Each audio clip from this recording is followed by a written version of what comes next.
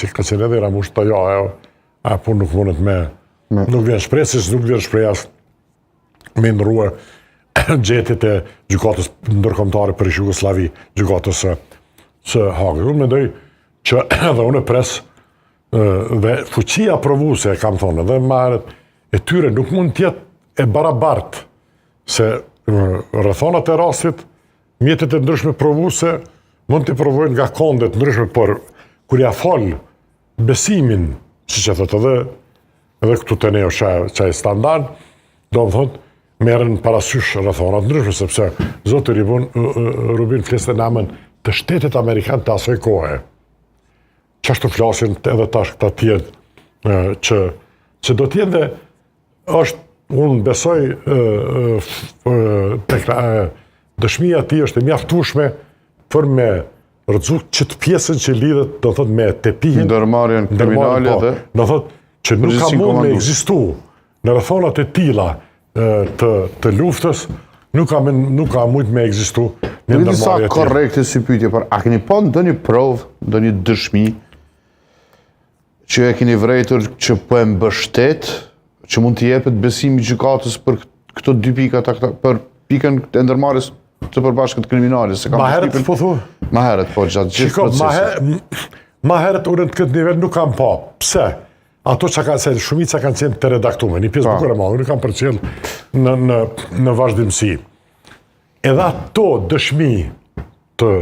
dëshmitarve që kanë tregu, që kanë bo këte, ato nuk provonin ndërmarrjen e përbashkët kriminale, por t'i kenë për tyne, pa i veçu me emra, i targetonin si kryerës disa veprime të caktuara kriminale.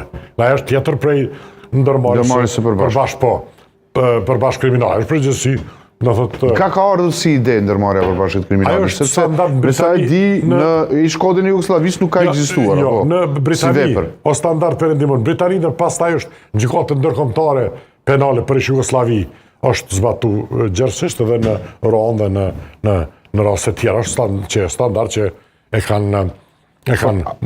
Ka pasur të drejtë gjykata, prokuroria, cilët në këtë vepër që nuk përshkruhet në kodin penal, as të Kosovës, as të Jugosllavisë. Ajo është mënyrë e caktimit, ka drejt zakonore, e thotë edhe ligje dhe kushtetuta, si ka drejt zakonore, drejt penale dhe shpesh në përvendimet e kësaj gjykate që janë marrë deri tash, në rastin e Caltës e tjerëve, shumë herë do thotë edhe përfshi edhe parimin në ullum krimin që i thëmë ne, që zoti Kadri Veseli e kanë parashtru, jo thyrë në drejt zakonore. Si që në thyrë edhe një kodin e Jugosllavisë për dënimin më të butë, do thotë, e interpretojnë, ajo ka vletë për teritorin e Jugosllavisë, e ka spjeguar ditë bukur shumë ish kryetari supremës Fezullah Hasani, profesori Fezullah Hasani, por qato standardet të Jugosllavisë nuk mund me zbatu për Kosovë, sepse Kosova mas lufte i ka pas një autoritet ligjor, Urmikun, i cili e ka zbut dënimin, njerë e ka hjek dënimin e vdekit, njerë duke të ka bo komaru përjetëshëm, kur i kanë thonë mërë këta, e ka këthyje 20 vite. Tash këta po llogarisin si që kanë llogarit në gjykatën penale ndërkombëtare për Jugosllavia. Që është në rregull, po në rastin e këtyre, unë mendoj që është gabim. Tashi, sot për sot është kjo instanca a fundit. Disa prej tyre ka shtetësi shqiptare, ata që ka shtetësi shqiptare mundën me si këtash, teorikisht do thotë ajo nuk është në jurisdiksion në Holandës. Ajo në jurisdiksion në Kosovës, po shtetas do thotë është pak problematike që ishte veç po spekuloj.